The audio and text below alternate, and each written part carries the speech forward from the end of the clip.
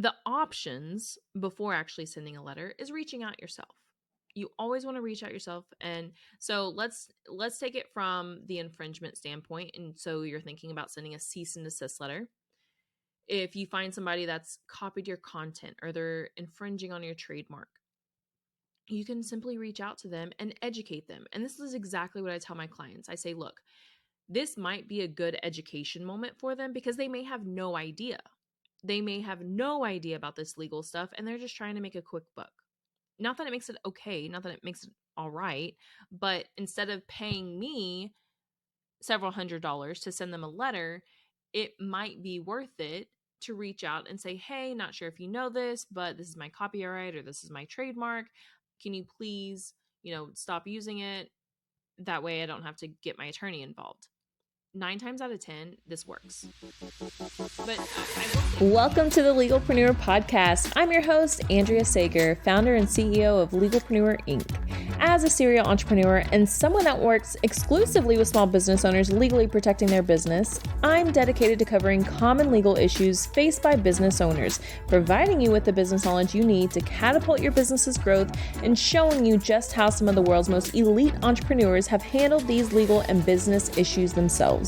In true attorney fashion, the information in this episode is not legal advice. This is for informational purposes only, and you should always consult with your attorney before implementing any of the information in the show. Hello there. Welcome back to another episode of the Legalpreneur podcast. You guys, we are just 2 days away from the official launch of Legalpreneur, the business owner's guide to legally protecting your business. The book that has been a labor of love. If you have not already pre-ordered it, you can get it on Amazon, Barnes & Noble. I am just so grateful for anybody that has pre-ordered, but if you buy it, if you pre-order, if you could even send it to a friend, oh my gosh, I would be forever, ever, ever grateful. I just want this in so many hands because every entrepreneur, every business owner needs to read this book. The legal stuff, we all know, can be scary, can be intimidating, but this book just lays it all out there for you, puts it all in one place. So if you're able to get your hands on it, oh, you're so lucky. Okay, today's episode, when to send a cease and desist letter. Also, when to send a demand letter. Basically, when should you hire an attorney to send an official letter for you? Now, I have covered in the past what's a cease and desist letter versus a demand letter. Also, all this information is in the Legalpreneur book. But if you are in a situation where you think you may want an attorney to send a letter for you, listen up. Like, this episode is for you. Because when I am working with clients, you have to understand who I'm working with is very, very small business owners. They have little to no legal budget. And so they're just trying to make things work. So it is my job to make their budget go as far as possible. And so before sending a letter, I always ask the clients or counsel them, coach them through other options. And that's what this episode is going to be about, is the options available to you before actually deciding to send a letter. Now, before any lawsuit happens, typically a letter or letters are sent to the other party. Very, very rarely does a lawsuit just happen without actually reaching out and trying to get the issue settled before filing a lawsuit. It doesn't happen because the courts want to see that both parties have made a good faith effort to settle the matter amongst themselves, because the courts are backed up. The courts don't want you to be in court if you don't need to be in court. So that's why letters are so important. Now, really quickly, I will refresh your memory on cease and desist versus a demand letter. Cease and desist is when you want somebody to stop doing something. You want them to cease, stop doing it, and just not do it anymore at all. Typically, this comes up when somebody's infringing copyright or trademark infringement, maybe slander. They're talking badly about your business. There's a ton of situations, but those are some of the most common for business owners that I work with. And then a demand letter is somebody hasn't done something and you want them to do it. You're demanding that they do something by a certain date, or else you will be taking further legal action. Now, Both of these are very relevant situations to business owners. They happen all the time. If this comes up, it's not the end of the world, and don't think there's anything wrong with you as a business owner. You just have to know how to handle it. So if this hasn't happened to you yet, keep listening because eventually it will, and you'll want to come back to this episode. Okay, so the options before actually sending a letter is reaching out yourself. You always want to reach out yourself. And so let's take it from the infringement standpoint. And so you're thinking about sending a cease and desist letter. If you find somebody that's copied your content or they're infringing on your trademark, you can simply reach out to them and educate them. And this is exactly what I tell my clients. I say, look, this might be a good education moment for them because they may have no idea. They may have no idea about this legal stuff and they're just trying to make a quick buck.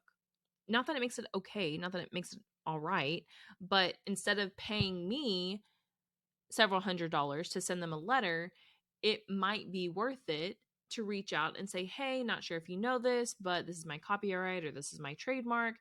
Can you please, stop using it? That way I don't have to get my attorney involved.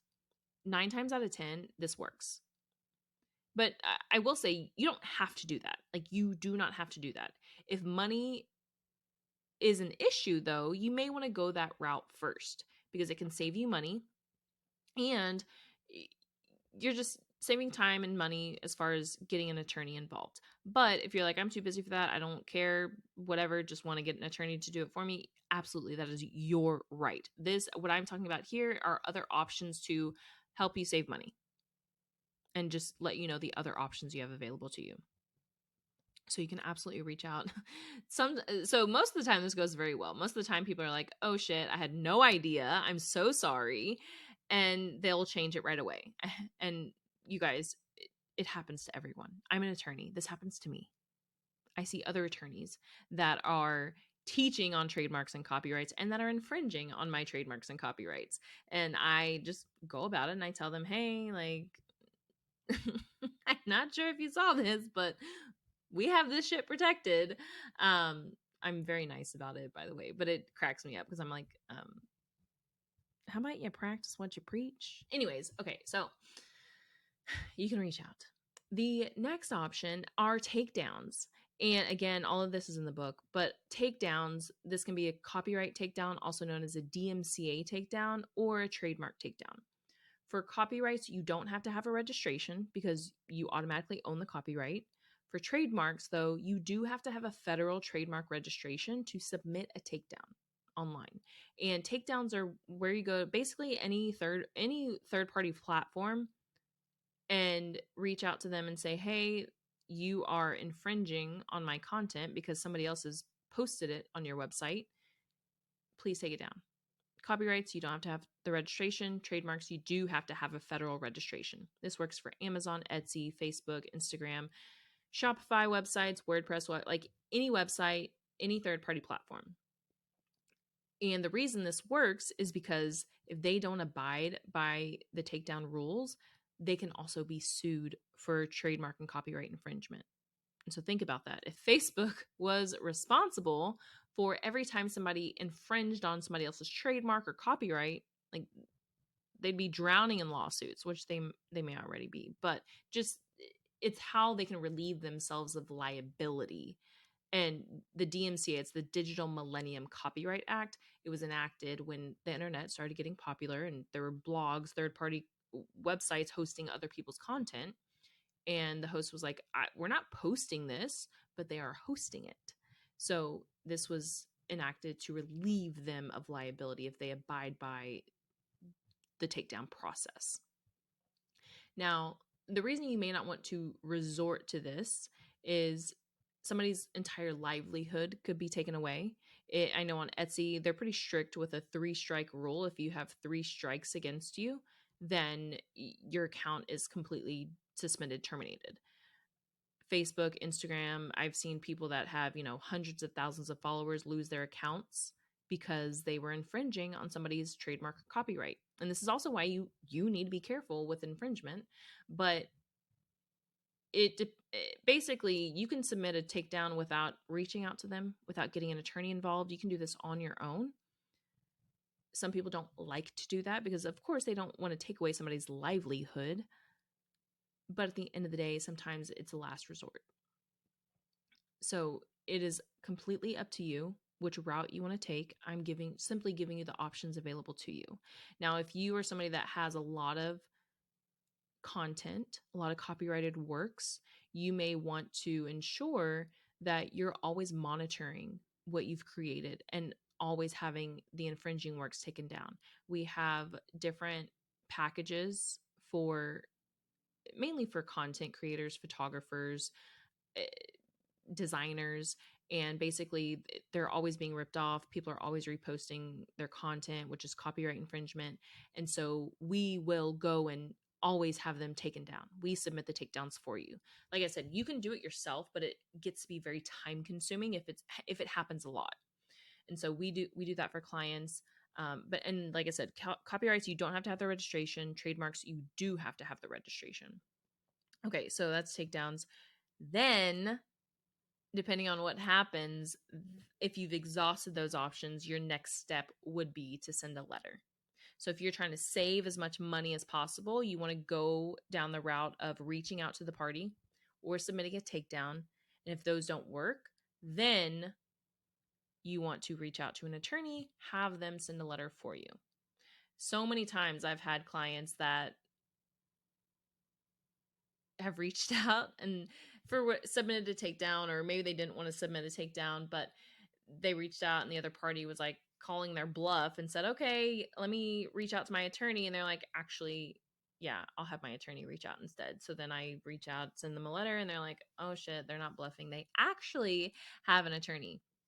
And this brings me to the Legalpreneur membership, because a lot of clients, they will be in communication with somebody. And this actually happens for payments as well, which would be the reverse. It would be a demand letter. If somebody hasn't paid and you want them to pay, you want to send them a demand letter.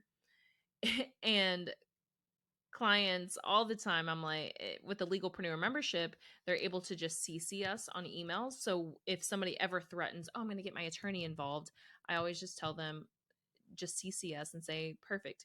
They can reach out to my attorney who is CC'd on this email. And then they look and they're like, oh shit, they actually have an attorney. And so the situation kind of resolves itself when that happens. And that's like a lot of clients say that's the biggest flex about the Legalpreneur membership, is being able to just CC us on those emails. And so same thing, anytime somebody's threatening to get an attorney involved, if you're in the membership, basically you can CC us because we're your attorney. And they're like, oh, I'll just have my attorney reach out. I'm like, okay, great. Have them reach out to my attorney who is here. So those are your options, whether you want to send a cease and desist letter or a demand letter. Demand letters when you want to demand somebody do something. It's typically when you want to send a demand letters when they need to pay. And what makes it worth it? If they haven't paid you $300, do you really want to pay me $500 to $1,000 to send a letter to recover $300? That typically doesn't make sense, but maybe it does. Maybe it's an ongoing thing where they quite often don't pay several $100s. So it's just what's right for you. There's no right or wrong answer. What is right for you is what is best for you. So you're the one that is able to make those decisions. I'm just here to give you the information you need to make those decisions. I hope this was helpful. Please shout us out on Instagram, DM me, let me know, hey, what did you like most? Do you need more clarifying information about anything? I would love your feedback because I want to make sure that this is beneficial for you. All right. Let me know if you have questions. Don't forget to pre-order Legalpreneur, the business owner's guide to legally protecting your business. And I will see you on next time. Here at Legalpreneur, we're committed to providing a supportive legal community for all business owners. I know how scary the legal stuff can be. If you found this information helpful, I would be so grateful if you could share it with a fellow business owner. And quite frankly, it doesn't cost anything to rate, review, or subscribe to the show. Your support helps me reach more listeners, which allows me to support more business owners in their entrepreneurial journey. Have any questions or comments about the show? feel free to drop me a line on Instagram. I promise I read all of the messages and comments. And if you want to be a guest on the show or know someone that would make a great guest, simply fill out our application form and a team member will reach out if we think it's a good fit. I'll see you in the next episode.